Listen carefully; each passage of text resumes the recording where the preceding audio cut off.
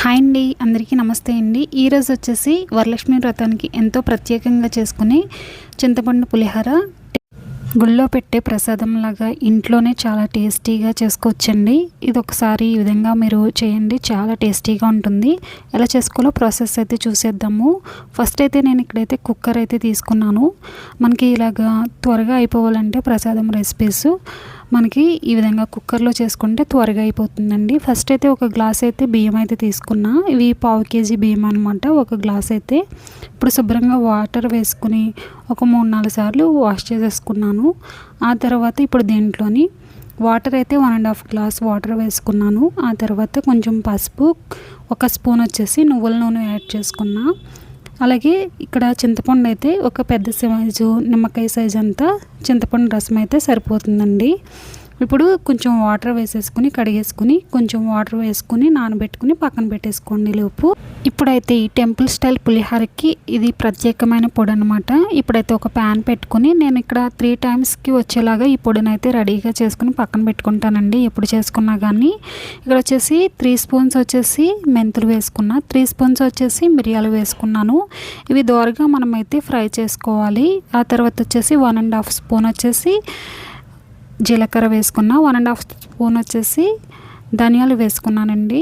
ఇవన్నీ దోరగా సిమ్లో పెట్టుకుని మంచిగా ఫ్రై చేసుకోండి, మాడిపోకుండా దోరగా ఫ్రై చేసుకోవాలి. ఈ విధంగా ఫ్రై చేసుకున్న తర్వాత స్టవ్ అనేది ఆఫ్ చేసుకునేటప్పుడు నువ్వులు అనేవి ఒక 4 టేబుల్ స్పూన్స్ వరకు వేసుకుని ఒకసారి బాగా కలుపుకోండి. ఈ విధంగా నువ్వులు చిటపట్లాడేంత వరకు వేయించుకుని ఈ విధంగా మనమైతే చల్లార్చి పెట్టుకోవాలి. పక్కన పెట్టేసుకోండి, లోపు చల్లారుతుంది.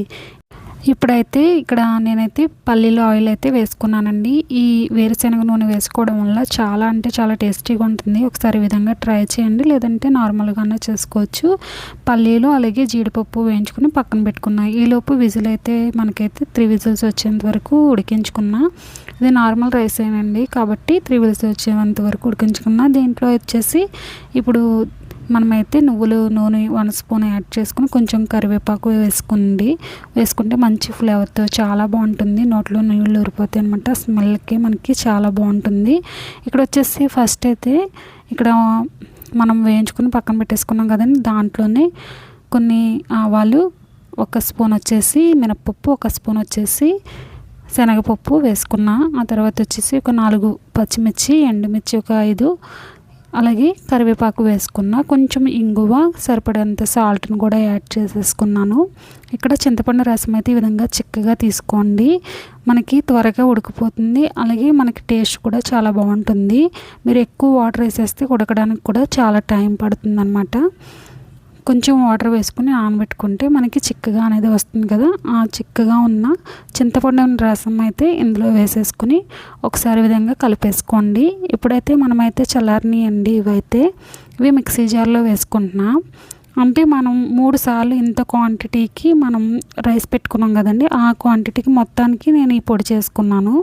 ఇంకో 2 టైమ్స్ చేసినప్పుడు యూజ్ అవుతుంది అనేసి దీంట్లో వచ్చేసి 1.5 స్పూన్ వేసుకుంటే సరిపోతుందండి. ఇంకా కొంచెం మనకి తగ్గించాలంటే 1 స్పూన్ వేసుకున్నా సరిపోతుంది. ఇక్కడ వచ్చేసి మనం ఇది కొంచెం నూనె అనేది పైకి తేలేంత వరకు ఉడికించుకున్నాక ఇప్పుడైతే 1 స్పూన్ వచ్చేసి పొడి మనం చేసుకున్నాం కదండి అది, అలాగే పచ్చి వేసుకోండి, చాలా బాగుంటుంది ఉడికేటప్పుడు. మళ్ళీ వేసుకోవాలి, ఒక 2 అయితే వేసుకున్న కరివేపాకు వేసుకోవాలి.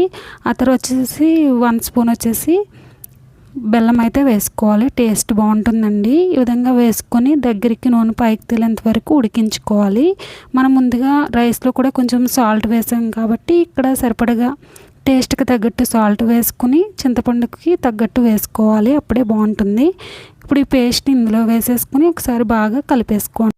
ఈ విధంగా కలిపేసుకుంటే మనకి బాగా మంచిగా కలిసేటట్టు కలుపుకోవాలి. ఇప్పుడు మనం ఈ విధంగా కలుపుకున్న తర్వాత మనం పైన ఈ విధంగా కలుపుతూ ఉంటుంటే మనకైతే కలిసిపోతుంది. లేదంటే మీరు చేతితో అయినా సహాయంతో అయినా కలిపేసుకోవచ్చండి, చక్కగా కలిసిపోతుంది. ఇది కొంచెం పాత చింతపండు వల్ల కలర్ అనేది ఈ విధంగా వచ్చింది. మీరు కొంచెం కొత్త చింతపండు వేసుకుంటే కొంచెం కలర్ అనేది చేంజ్ అవుతుంది అన్నమాట. ఇప్పుడు వచ్చేసి దీంట్లోని జీడిపప్పు వేయించుకున్నవి అలాగే పల్లీలు కూడా వేయించేసుకున్నవి పక్కన పెట్టుకున్నాం కదా, ఇప్పుడు కలిపేసుకోవాలి.